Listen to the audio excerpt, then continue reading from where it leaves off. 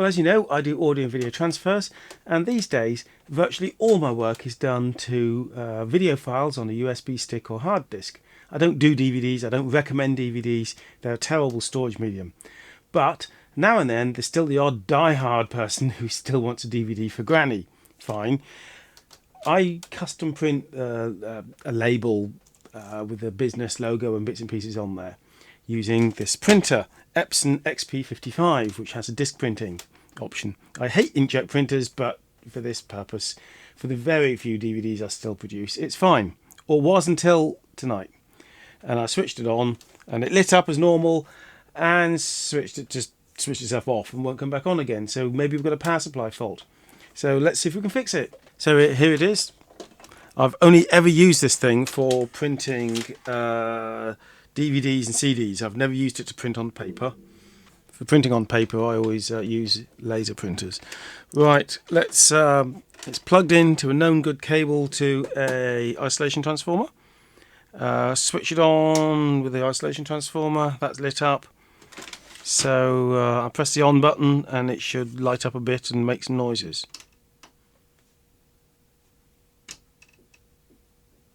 Absolutely nothing. Okay, I've no idea how to take it apart. Let's have a go.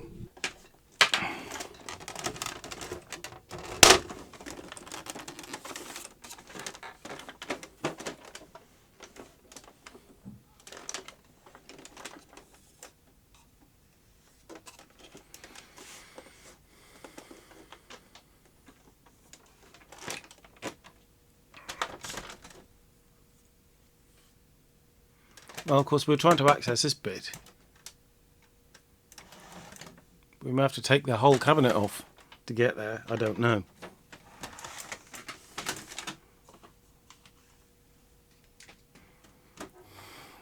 Not a lot of information anywhere. There's some things in here and they may have screws underneath them. Let's see if we can pop that out.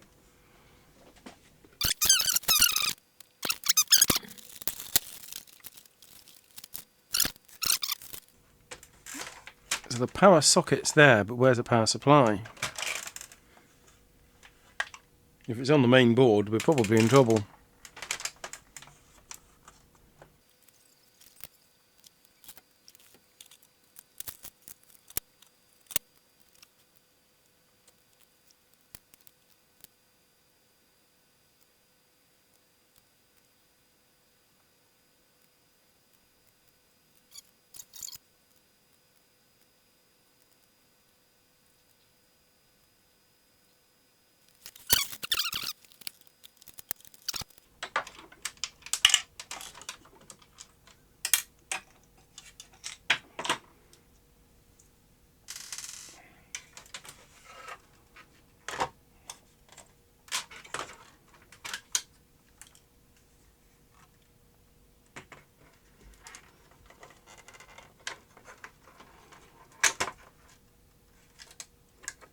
Right, the power supply lives in here and goes out to this connector to the rest of the machine.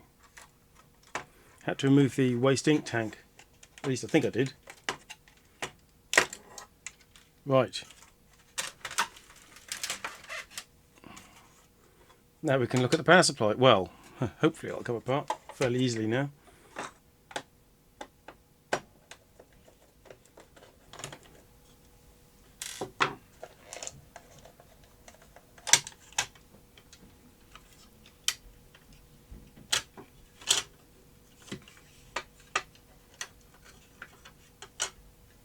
Okay. Now, of course, the fault may not be in the power supply, but we have to start there. So I'll see if I can measure any voltages on this. First thing I'll do is check for any DC on the big first capacitor here, because apart from anything else, it can give you a nasty zap.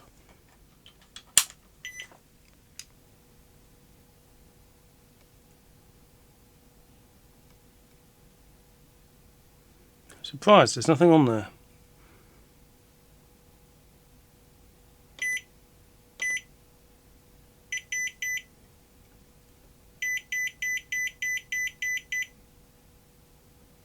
Nothing at all. There must be a bleed resistor in there.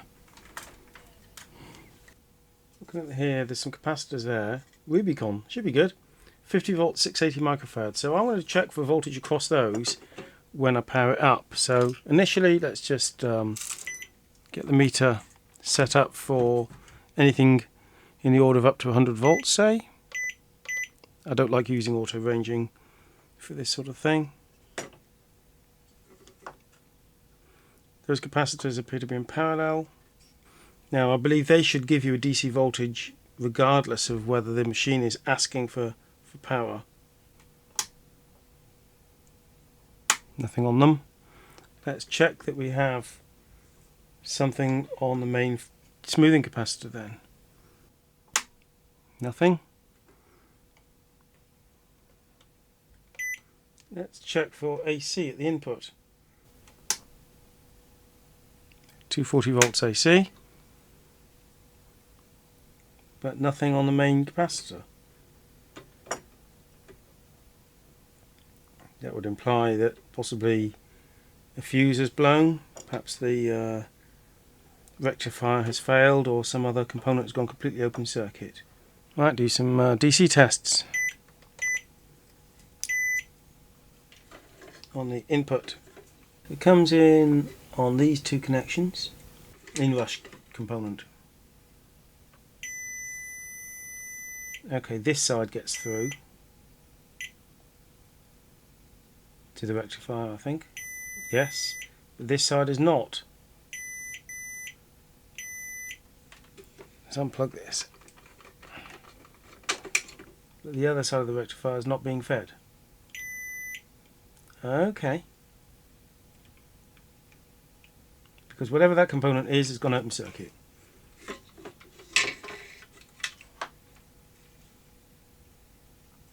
Is that a fuse?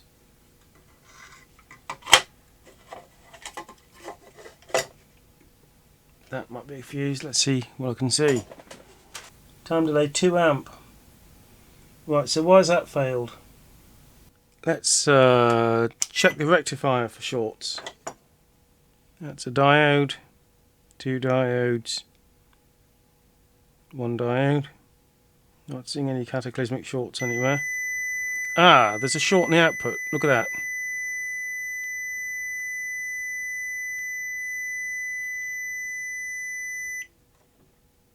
So the fuse is blown for a reason. That's why we've got 0 volts across that capacitor, because there's a dead short across it. Okay, with the bridge rectifier removed,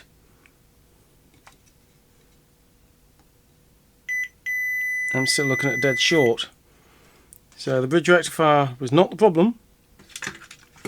So it's likely to be the chopper control transistor or IC. Can't quite see what it is from here.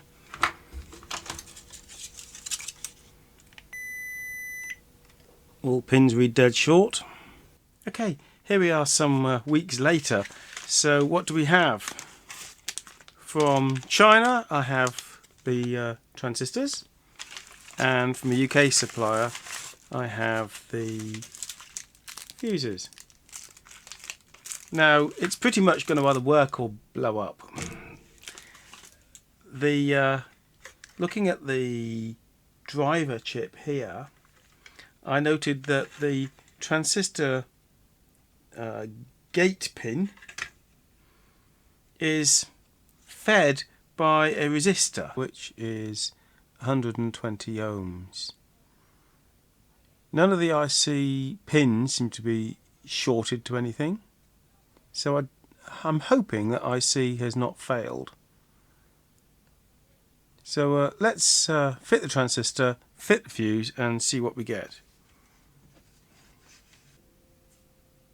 Okay, we're pretty much at the point now where we can try it. So I've got the power supply connected up here, the DC wiring's in there, it's connected to an isolation transformer, and I'm expecting to either work or blow up, really. Wish me luck.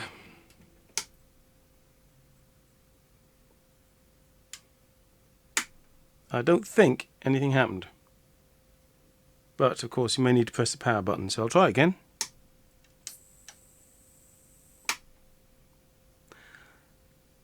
something happened. It made a slight fizzing noise.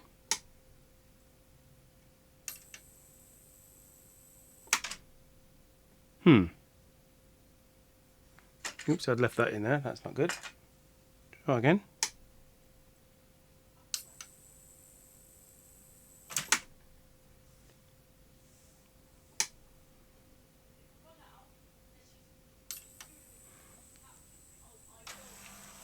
It's working. I've just seen a little puff of smoke from the transistor, so it wasn't well, was it? So what could be causing that distress in the power supply? It's causing me some distress too. So I suspect the transistor's gone again, along with the fuse. Oh, the fuse hasn't failed. Not yet. Has the transistor gone all short circuit? I think I'll just check for voltage across the main filter capacitor first. This one. No voltage. Let's have a look at the transistor.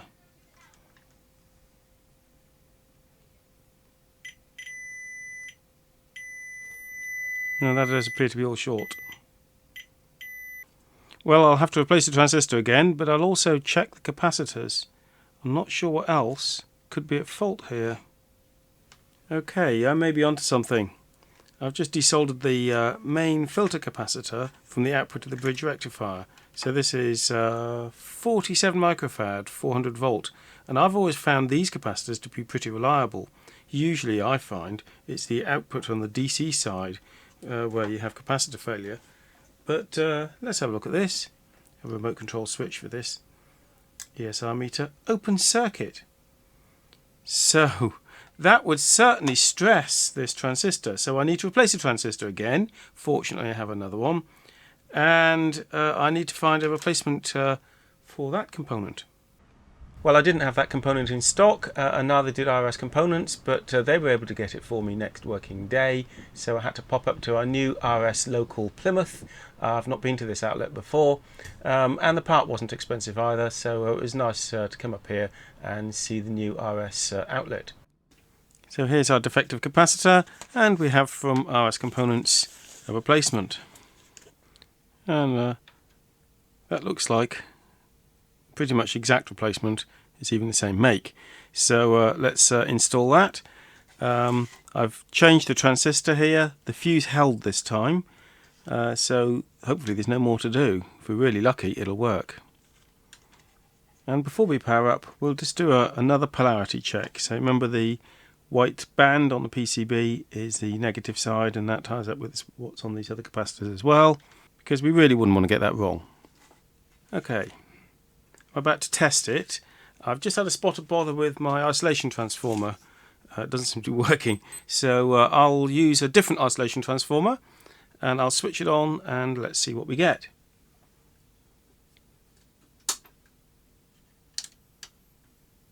We have a power light.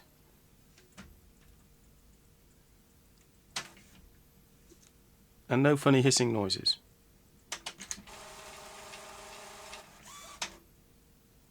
That all seems to be in good order. I'll switch that off again though, because I don't want it to do too much, like start pumping waste ink out of there.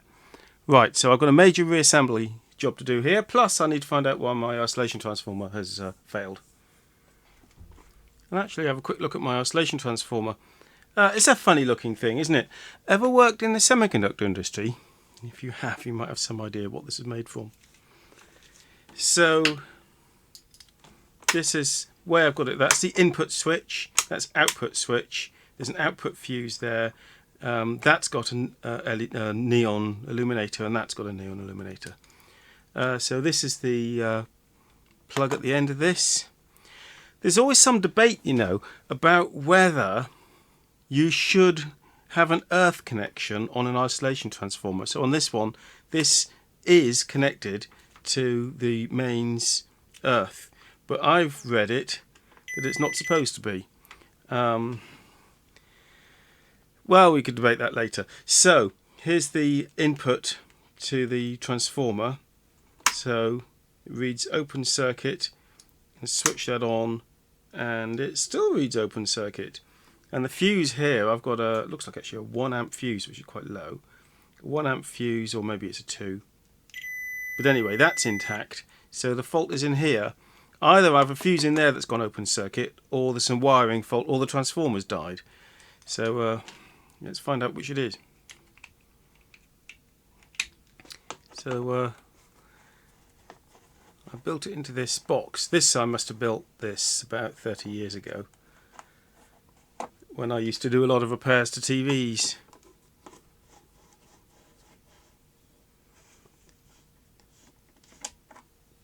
Oh, I do have a fuse. There we are. That's the input fuse, 3.15 amps. Ah, okay. Well, I will look at that in a moment, but since we've taken the screws out, let's have a look inside here.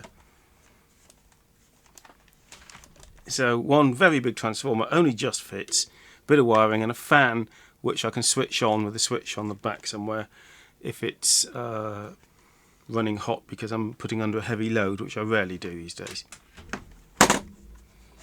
So let's check this fuse.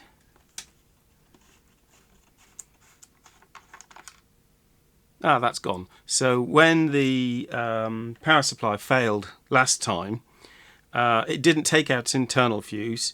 It didn't even take out the output fuse on this transformer. It took out the input fuse on the transformer.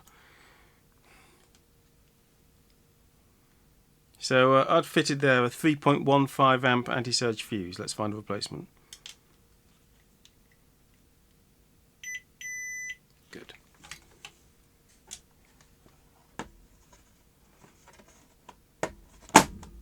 Yeah, there's my fan switch. So every time you see me working on equipment and you hear this click in the distance, that's what I'm switching on, usually. I have another transformer, but I don't use it quite so often. Well, here it is, finally reassembled and working well. As you know, if you've ever used an inkjet printer, they do an awful lot of resetting and getting themselves ready to print. So eventually it decided it was ready to print, but that I'd run out of one of the inks. So I'm not using original inks, they're too expensive. So I replaced that and went ahead and loaded a DVD, and the plan is to print my DVD design on it, which includes logo and various text and boxes and things to fill in. So after a long wait, it printed the DVD, and I can tell you that my design does not look like this, with a faint sort of pinky logo at the top and no other information at all. So it's not printing very well. So what was going on? It only printed part of the image that was supposed to be on that DVD. Well, of course, if you know inkjet printers, you know this problem already. They're terrible for this. You can print a nozzle check, and you might just about be able to see some of these very, very faint and incomplete patterns here, which is supposed to be a full set of grids from all the 6 colours. And it's a very common problem that they foul. And this is the reason I really don't use inkjet printers for anything other than printing DVDs. And these days I print so few of them, it's not worth investing any better technology because there are better solutions. So after a lot of putting the printer through cleaning cycles, I was able to get from that, which is almost none of the patterns working, to this, which is, I hope you can just about see, most of them working, but there's still a few missing, particularly in the light cyan. But of course I only wanted to print one type of image on my DVDs, and it doesn't use all of the colours, so it isn't really worth spending too much time and effort on. And this is what I've got out of it, and as far as I'm concerned, that's perfect. That's exactly what I needed. That's my standard DVD print. I'll print a few hundred of those now, and it's probably the last time the printer will ever be used. So the original fault was caused by that capacitor having gone completely open circuit, which is fairly unusual for that type of capacitor, I found anyway. That put too much stress on the transistor. The transistor went short circuit and blew the internal fuse on the board. I replaced the transistor and the fuse, but didn't initially notice the capacitor problem. and so it went up in a cloud of smoke again, and also took out the fuse in my isolation transformer. So I've replaced that, and the transistor, and the capacitor, thanks to RS components, and we got the printer sort of working. Then it went through all the nozzle checks and cleaning, and now it's working good enough. So I hope you've enjoyed this, even though it's not my usual subject. I have actually got a couple more electronics or other related videos coming up, which are not entirely audio and video equipment related, so I hope you enjoy those as well. Please do remember to like, share, and especially subscribe, and I'll do a lot more content on especially audio and video technology in the near future. Bye for now.